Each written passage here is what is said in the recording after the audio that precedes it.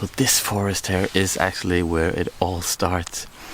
This is where I grew up, and this is the place where I started to photograph the goldcrest.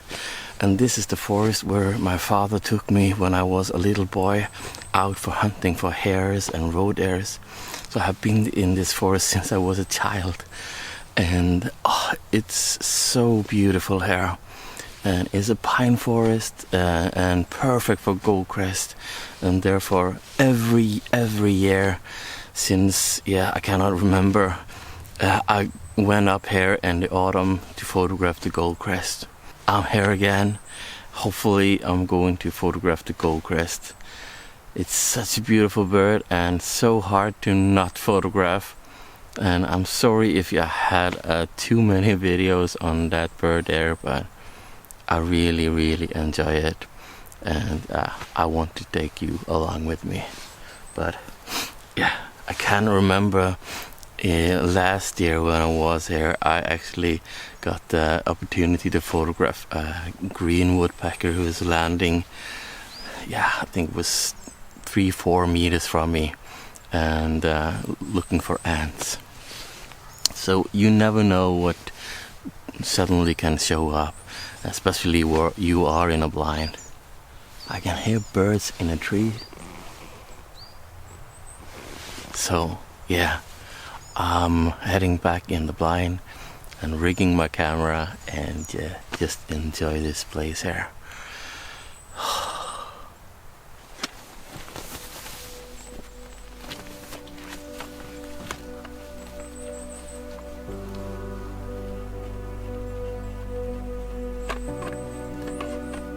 As many of you know, the goldcrest is a hard bird to photograph.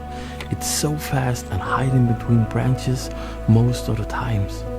And this day I really struggled to get a clear view, and it was always one step ahead of me.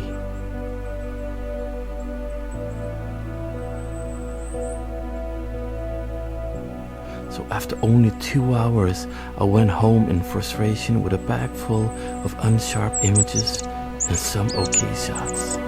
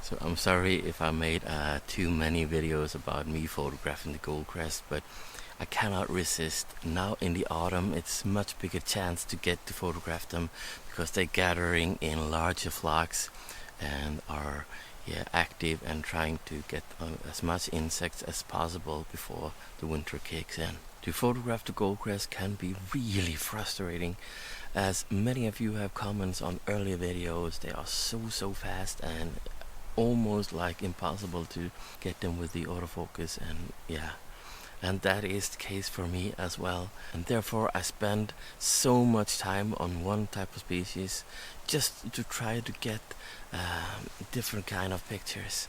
And now I'm back in the forest. I'm going to try to photograph the goldcrest once again. I've rigged my blind and I have my D500 with the D500 f4, and yeah, ready for some action.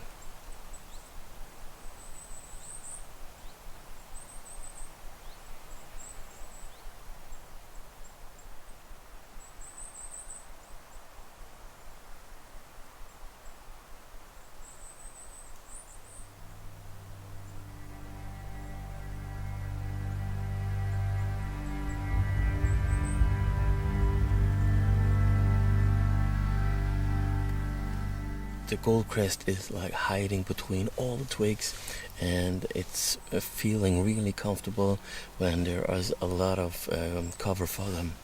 But it's really challenging for me because I always get it between me and some twigs and some branches that are in the way when I try to photograph it. But so I hope that there's some different kind of individuals that are a little less skittish and less afraid, and is not too afraid to like expose themselves a little bit more in the open, and that is what I'm looking for.